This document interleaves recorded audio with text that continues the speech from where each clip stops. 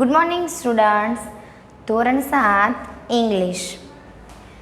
આજે આપણે આ વિડિયો લેક્ચરમાં જોવાનું છે ગ્રામર. ગ્રામરની અંદર આપણે ઓલરેડી 3 કાળ ભણી ગયા છીએ. સાદો વર્તમાન કાળ એટલે કે ધ સિમ્પલ પ્રેઝન્ટ ટેન્સ, સાદો ભૂતકાળ ધ સિમ્પલ પાસ્ટ ટેન્સ, સાદો ભવિષ્યકાળ ધ સિમ્પલ ફ્યુચર ટેન્સ. આજે આપણે સાદા કાળ નહીં પણ ચાલુ કાળ ભણવાનો છે અને ચાલુ કાળની અંદર છે ચાલુ વર્તમાન કાળ એટલે કે the present continuous tense. The present continuous tense, ચાલુ વર્તમાન કાળ. હવે પહેલાં તો ચાલુ વર્તમાન કાળ કહેવાય કોને? તો ચાલુ વર્તમાન કાળ એટલે કે એ કાળ ચાલુ ક્રિયા દર્શાવે છે. તમે મારે અત્યારે બોલવાની ક્રિયા ચાલુ છે તો એ સ્પીકિંગની ક્રિયા ચાલુ કાળની અંદર હું એમ કહું કે હું બોલું છું, આઈ એમ સ્પીકિંગ, તો આ થયું ચાલુ વર્તમાન કાળ. ચાલુ વર્તમાન કાળ માટે આપણે અત્યારે જે ક્રિયા કરીએ છીએ હાલમાં એ દર્શાવે એટલે એનો ઓળખ શબ્દ કયો થયો? અત્યારે. તો એટલે નાવ. કોઈ પણ વાક્યની અંદર નાવ હોય તો એનો મતલબ કે ચાલુ વર્તમાન કાળ છે. બીજું એની ઓળખ શબ્દ હતો કે વાક્યની અંદર એમિઝાર અને આઈએનજી વાળું ક્રિયાપદ હોય. તો આપણે પહેલાં લખીએ ચાલુ વર્તમાન કાળ ક્યારે વપરાય? તો કે ચાલુ ક્રિયાને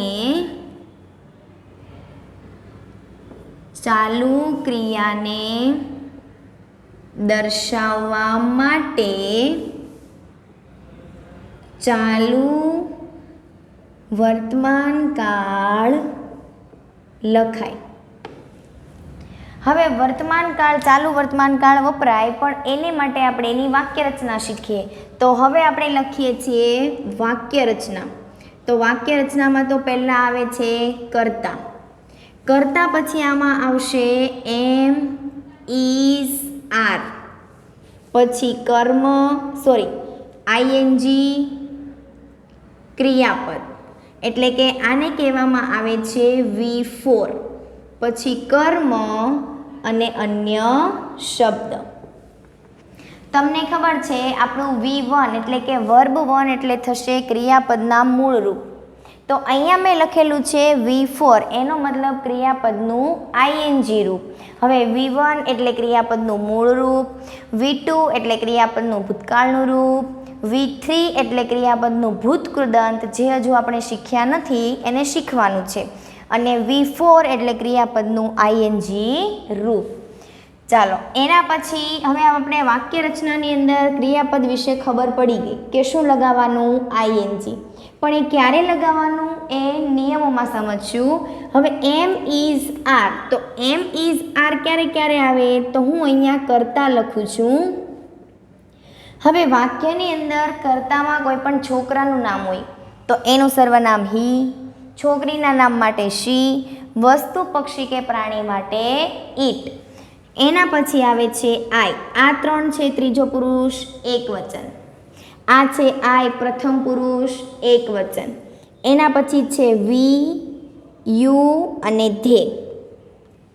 આમાં યુ છે ને એક વચનમાં પણ આવે અને બહુવચનમાં પણ આવે. યુ એટલે તું અને તમે, બરાબર. વી એટલે અમે અને ધે એટલે તેઓ.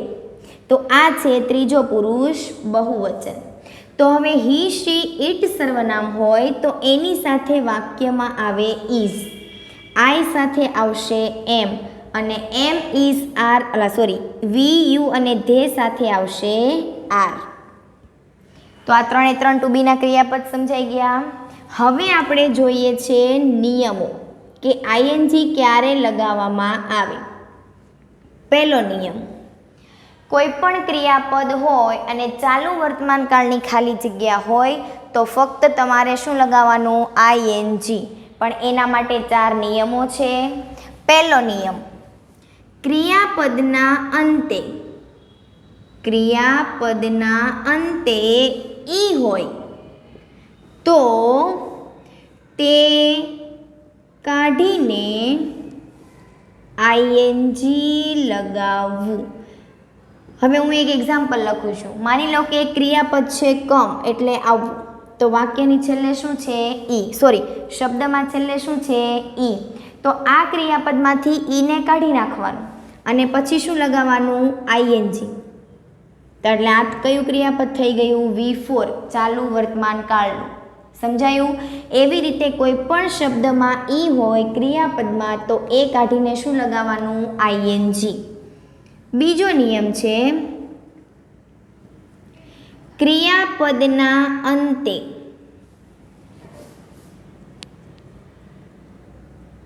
વ્યંજન હોય. એટલે કે ક્રિયાપદના અંતે શું હોય? વ્યંજન. અને વ્યંજનની આગળ સ્વર હોય. એટલે કે સ્વર કયા કયા? એ, ઈ, આઈ, ઓ, યુ. તો વ્યંજનને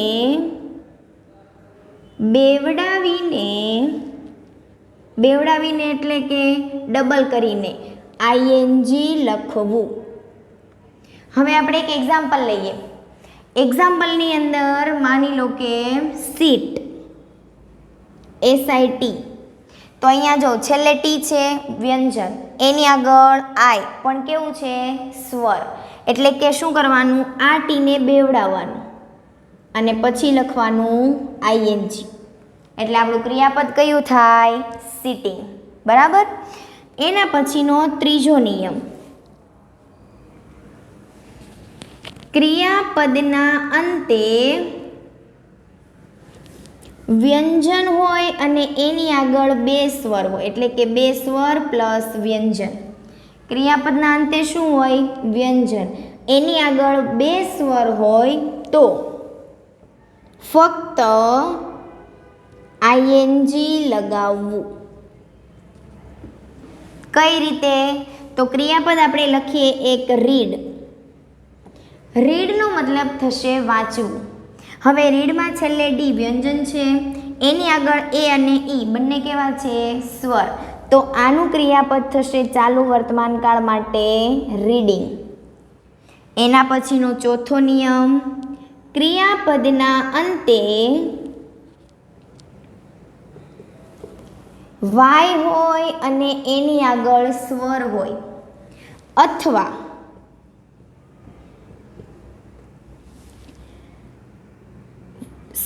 છેલ્લે વાય હોય કે ડબલ્યુ હોય અને એની આગળ વ્યંજન હોય, સ્વર હોય અને છેલ્લે ડબલ્યુ કે વાય હોય તો ફક્ત આઈએનજી લગાવવું. હવે આ બંનેનું એક એક ઉદાહરણ આપું છું. જો સ્વર એટલે કે આપણે એવું ઉદાહરણ લઈએ અને છેલ્લે છે વાય, છેલ્લે વાય હોય અને એની આગળ વ્યંજન હોય. અહીંયા ભૂલ છે, સ્વર નહીં આવે, અહીંયા શું આવશે? વ્યંજન. અહીંયા હું એક્ઝામ્પલ લખું છું પ્લે. બરાબર? તો છેલ્લે વાય છે, એની આગળ શું છે? સ્વર. વાયની આગળ એ, તો ફક્ત શું લગાવવાનું? આઈએનજી.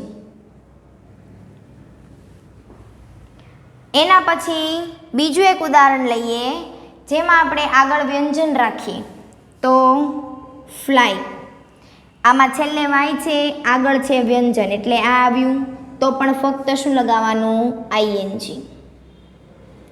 હજુ એક એક્ઝામ્પલ આપણે શીખી લઈએ ડબલ્યુ વાળું. તો હું અહીંયા એક્ઝામ્પલ લખું છું મ્યુ. બરાબર? મ્યુ મતલબ અવાજ કરવો. તો ડબલ્યુ છે એની આગળ સ્વર છે, તો અહીંયા શું આવશે? મ્યુઇંગ. ફરી આપણે 4 નિયમો એકવાર જોઈએ. પહેલો, ક્રિયાપદના અંતે ઈ હોય તો તે કાઢીને આઈએનજી લગાવવું. પછી ક્રિયાપદના અંતે સ્વર એટલે કે અંતે વ્યંજન હોય પણ વ્યંજનની આગળ શું હોય? સ્વર હોય. તો વ્યંજનને બેવડાવીને આઈએનજી લગાવવાનું. એટલે કે છેલ્લો વ્યંજન છે એને તમારે 2 વાર લખવાનું. ત્રીજું, ક્રિયાપદના અંતે 2 સ્વર એટલે કે વ્યંજનની આગળ 2 સ્વર હોય તો ફક્ત આઈએનજી લગાવવું. ચોથું, ક્રિયાપદના અંતે વાય હોય અને તેની આગળ વ્યંજન હોય, અથવા ક્રિયાપદના અંતે ડબલ્યુ કે વાય હોય અને તેની આગળ સ્વર હોય તો ફક્ત શું લગાવવાનું? ING. આ નિયમોમાંથી ખાલી આપણે 2 નિયમ યાદ રાખીશું. તો એ કયા હતા? તો કે છેલ્લે વ્યંજન હોય અને સ્વર હોય એટલે બેવડાવવાનું, અને છેલ્લે ઈ હોય એટલે કાઢીને ING લગાવવાનું. બાકી તમે બધા ક્રિયાપદમાં ING લગાવો એટલે એ કયું બની જાય? ચાલુ વર્તમાનકાળનું ક્રિયાપદ. તો આ હતું ચાલુ વર્તમાનકાળની વાક્યરચના, એના નિયમો. પછી એમ ઇઝાર ક્યારે લખવાનું? તો કે ત્રીજો પુરુષ એકવચન હી શી ઇટ સાથે ઇઝ, આઈ સાથે એમ, વી યુ ધે સાથે આર. પણ એક એનું બાકી રહી જાય છે, ઓળખ શબ્દ. ચાલુ વર્તમાનકાળનો ઓળખ શબ્દ છે નાવ, એટલે અત્યારે. ચાલો, આ થિયરી દરેકે પોતાની અંગ્રેજીની નોટમાં લખવાની છે. કઈ રીતે? તો નવા પેજ પર હેડિંગ આપવાનું છે, ધ પ્રેઝન્ટ કન્ટિન્યુઅસ ટેન્સ, ચાલુ વર્તમાનકાળ. જેવી રીતે મેં લખેલું છે એવી રીતે તમારે નોટમાં લખવાનું છે. પહેલાં વાક્યરચના, પછી સર્વનામ, નીચે હેડિંગ આપવાનું નિયમો, બધા નિયમો લખવાના લાઈન છોડીને વ્યવસ્થિત સારા અક્ષરે નોટમાં લખવાનું છે.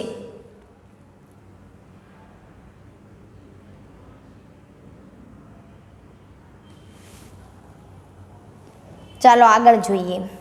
હવે આપણે શીખીએ છીએ ચાલુ વર્તમાનકાળમાં પ્રશ્નાર્થ વાક્ય. આપણે 2 વસ્તુ શીખવાની છે ચાલુ વર્તમાનકાળમાં, તો પ્રશ્નાર્થ વાક્ય અને WH ક્વેશ્ચન. WH ક્વેશ્ચનમાં તમે બધા કાળની અંદર શીખી ગયા છો. કોણ કોણ આવે છે? Who, where, when, what, how many, how much અને વિચ. વિચ આપણે આવી ગયેલું છે. વિચ એટલે કયું, કઈ. વિચ એ કર્મ દર્શાવે. વિચની વાક્ય રચના હાઉ મેનીની વાક્ય રચના જેવી જ હોય છે. મેં તમને હાઉ મેની વખતે કીધું હતું કે વિચ પણ હાઉ મેનીની જેમ જ વપરાય. વિચ પછી શું આવે? વસ્તુનું નામ. તો આજે આપણે એને વાક્ય સાથે શીખીશું. ચાલો, પહેલા આપણે જોઈએ છે પ્રશ્નાર્થ વાક્યો. પ્રશ્નાર્થ વાક્યની અંદર પહેલું લખું છું, આકાશ ઇઝ સ્વિમિંગ. આમાં મેં ડબલ એમ કેમ લખ્યા? કેમ કે એમની આગળ આઈ સ્વર છે, માટે વ્યંજનને બેવડાવવાનું. સ્વિમ એટલે તરવું. તો વાક્યનું ગુજરાતી થશે આકાશ તરી રહ્યો છે.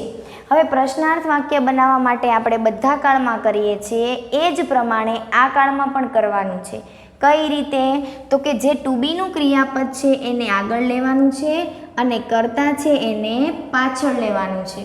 તો ટુ બીનું ક્રિયાપદ છે ઇઝ, તો આપણે વાક્યની શરૂઆતનો પહેલો અક્ષર કેપિટલ ઇઝ આકાશ સ્વિમિંગ, છેલ્લે મૂકવાનું પ્રશ્નાર્થ ચિહ્ન. ચાલો, યસ અને નોમાં જવાબ આપીએ. તો યસ અને નોમાં જવાબ આપતી વખતે જે તમારો કર્તા છે એને સર્વનામમાં લખવાનું. એટલે કે કોણ છે? આકાશ. છોકરાનું નામ છે તો અહીંયા આપણે લખીએ હી ઇઝ, અને અહીંયા આપણે લખીએ હી ઇઝ નોટ, એટલે કે ઇઝન્ટ. સર્વનામ વાપરવાનું. અને બીજું અહીંયા શું લખવાનું? તો કે આપણને વાક્યમાં જે ટુ બીનું ક્રિયાપદ આપેલું છે એ ઇઝ હોય તો ઇઝ ને આર હોય તો આર. હવે એક બીજું વાક્ય જોઈએ આપણે. They are dancing. હવે ડાન્સિંગની અંદર ડાન્સનું સ્પેલિંગ થાય DANCE, તો ઈ કાઢીને આપણે શું લખવું? ING. ચાલો, તેઓ ડાન્સ કરી રહ્યા છે. આને પ્રશ્નાર્થ કરીએ. ટુ બીના ક્રિયાપદને આગળ લઈએ, કર્તાને પાછળ. એ કેપિટલ, આર ધે ડાન્સિંગ, છેલ્લે મૂકવાનું પ્રશ્નાર્થ ચિહ્ન. યસ અને નોમાં જવાબ લખીએ તો કે yes they are, no they aren't. અહીંયા કેમ આર લખ્યું? તો કે આ વાક્યમાં આપણને ટુ બીનું ક્રિયાપદ કયું આપેલું છે? આર આપેલું છે. હવે હું અહીંયા કરતા બદલી નાખું છું. માની લો કે તમારું વાક્ય એવું છે, ધેની જગ્યા પર મેં લખેલું છે ધ ગર્લ્સ.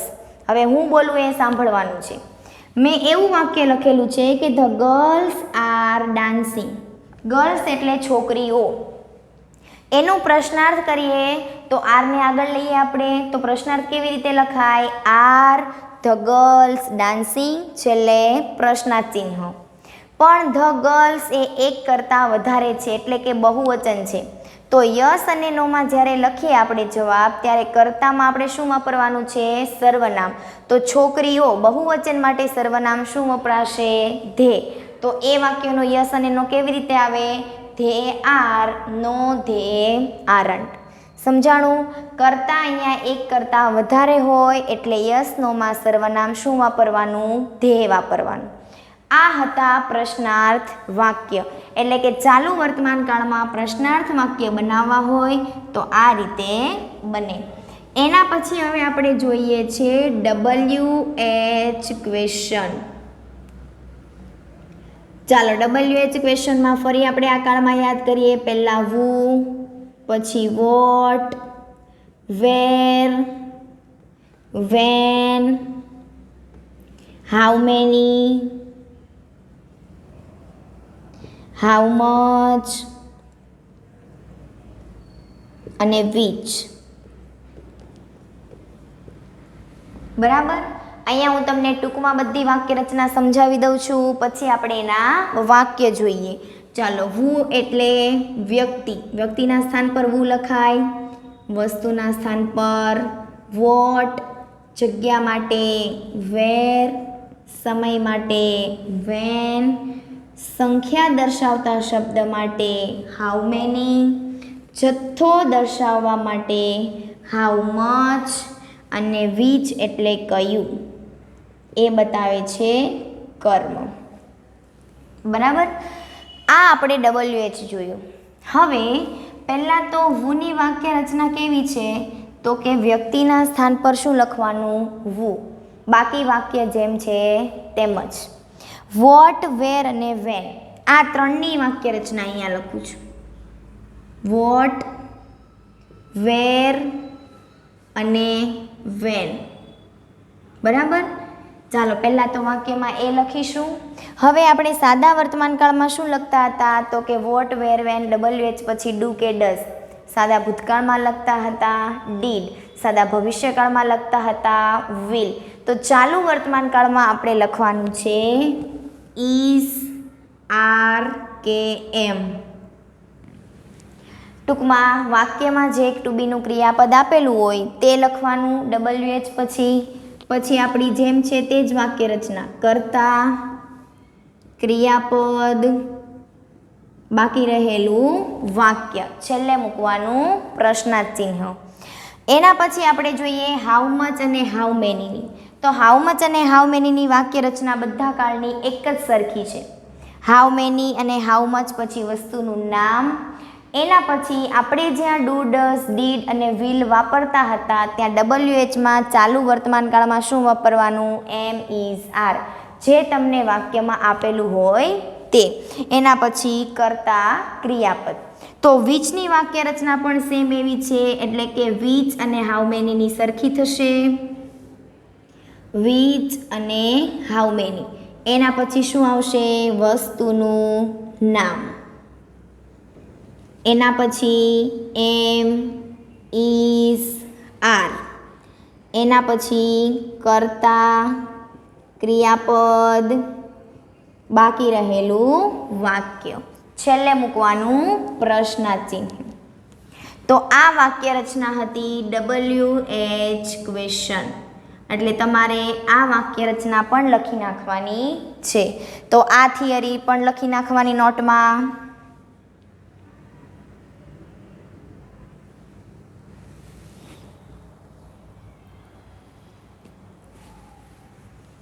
ચાલો, હવે આપણે આગળ જોઈએ છીએ વ્યવસ્થિત રીતે જેવું લખાવેલું છે એવું નોટમાં તમારે લખવાનું છે જોઈને. હવે આપણે જોઈ લઈએ બધા WH ક્વેશ્ચનના એક એક ઉદાહરણ કે તમારે કઈ રીતે વાક્ય બનાવવાના. વુ વાળું લખતી નથી કેમ કે વુ વાળું તમને દરેકને ખબર છે એમાં બધા જ કાળમાં એક જ સરખું હોય, વ્યક્તિનું નામ હોય તે કાઢીને ત્યાં શું લખવાનું? વુ લખવાનું. અને પ્રશ્નાર્થ પરથી વિધાન હોય તો એમાં કેવી રીતે કરવાનું? તો કે વુ આપેલું છે એના સ્થાન પર વ્યક્તિનું નામ લખવાનું. ચાલો હું અહીંયા હવે પ્રશ્ન લખું છું. પહેલાં આપણે સમજીએ વોટથી. તો પહેલું લખું છું Sanjana is reading a poem. Reading a poem. Sanjana કાવ્ય વાંચી રહી છે. હવે આની અંદર વસ્તુ એટલે કે શું છે? પોયમ. અ પોયમ એ એક વસ્તુ છે. પ્રશ્ન પૂછીએ કે સંજના શું વાંચી રહી છે? તો પોયમ. તો આ જવાબને આપણે કાઢી નાખવાનો વોટથી લખીએ ત્યારે. તો પ્રશ્નમાં પહેલાં લખીએ વોટ. ચાલો વાક્ય રચનામાં છે એમિઝાડ. આપણા વાક્યમાં શું આપેલું છે? ઇઝ. તો વોટ પછી લખવાનું ઇઝ. What is. હવે બધા કાળની જેમ સેમ પહેલેથી વાક્ય જોતું જવાનું, જે બાકી રહે એ લખતું જવાનું, જેનું વાક્ય છે એ લખવાનું નહીં, છેલ્લે મૂકવાનું પ્રશ્નાર્થ ચિહ્ન. એટલે વાક્ય થશે વોટ ઇઝ સંજના રીડિંગ, પ્રશ્નાર્થ ચિહ્ન. ચાલો આપણે બીજું વાક્ય હવે જોઈએ છીએ વેરથી. એમાં હું એક વાક્ય લખું છું the boys are playing in the garden. છોકરાઓ બગીચામાં રમી રહ્યા છે.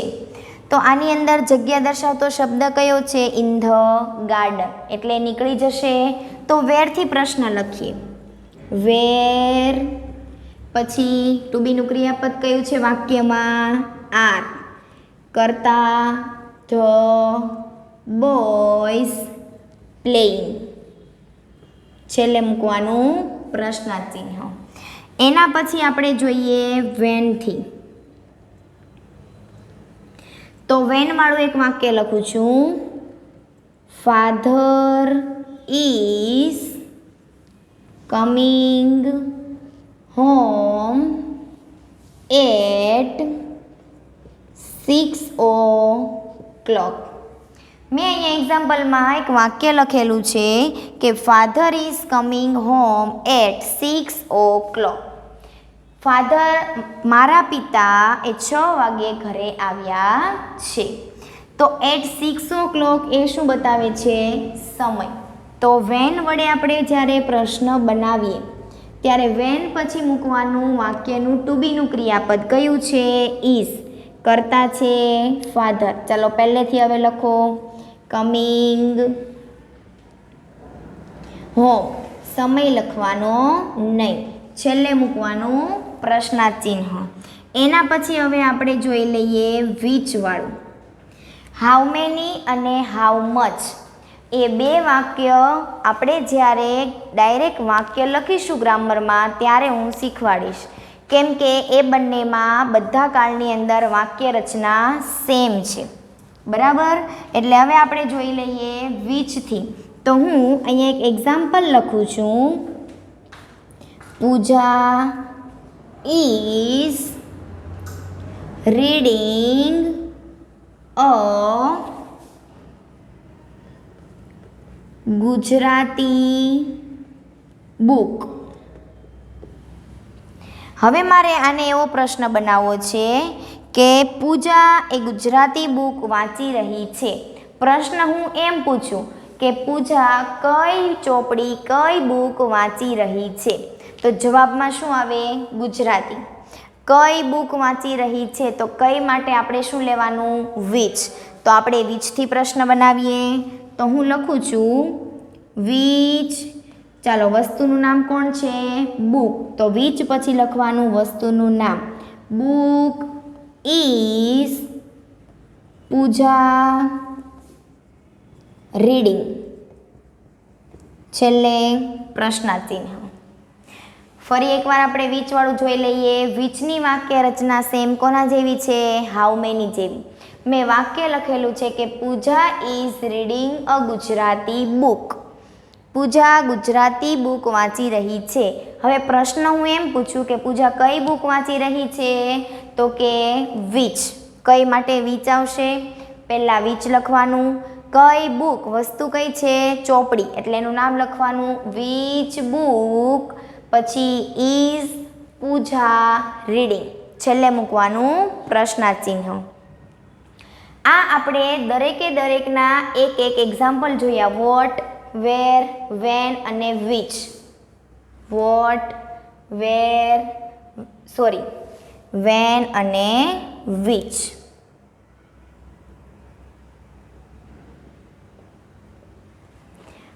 હવે હું એક વાક્ય લખું છું આઈથી. એ ફક્ત તમને સમજાવવા માટે લખું છું કે આઈ વાળું વાક્ય હોય તો આપણે જવાબ કઈ રીતે લખવો. બરાબર? ચાલો, આ જ વાક્ય લઈ લઈએ આપણે કે Pooja is reading a Gujarati book. પણ પૂજાની જગ્યાએ હું કરતા ફેરવી નાખું, આઈ કરું છું.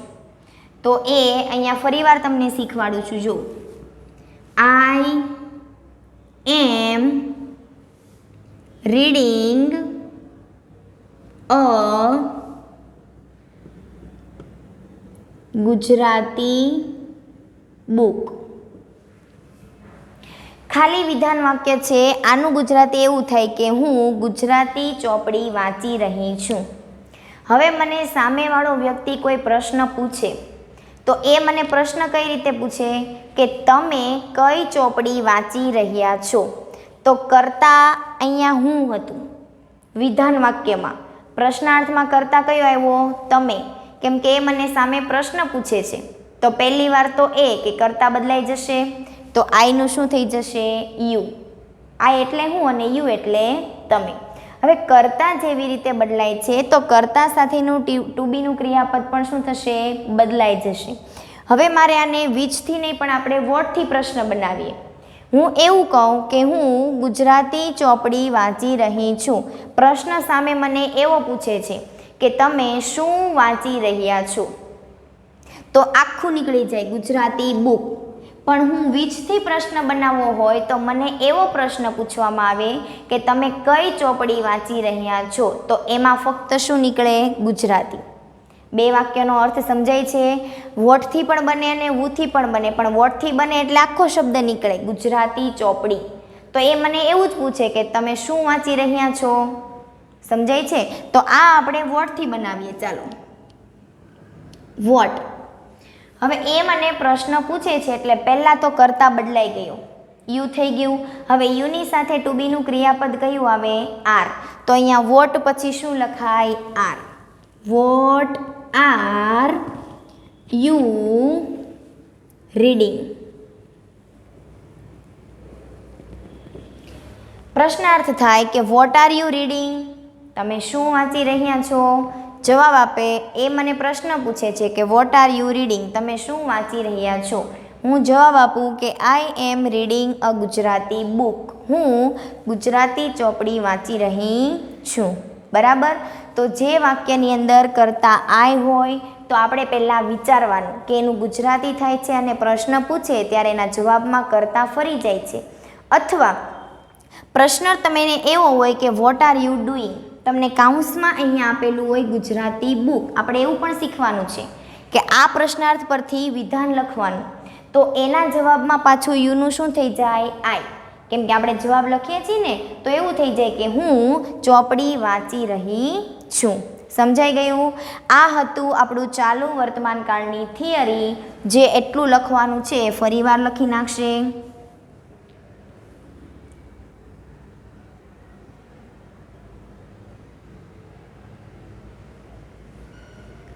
ટોટલ આજે મેં 3 વખત બોર્ડ ભર્યું. પહેલાં ફક્ત નિયમો અને વાક્યરચના, એના પછી પ્રશ્નાર્થ વાક્યવાળું અને એના પછી WH ક્વેશ્ચનના એક્ઝામ્પલ. એટલે તમારે આ વિડીયોનું આ 3 બોર્ડ કમ્પલસરી તમારી અંગ્રેજીની નોટમાં સારા અક્ષરે હેડિંગ આપીને લખવાનું છે, કેમ કે આ તમારી બધી થિયરી છે. એના પછી હવે આપણે આવતા વિડીયો લેક્ચરમાં જોઈશું ગ્રામર, કે ગ્રામરની અંદર ચાલુ વર્તમાનકાળ પૂરી લેશું.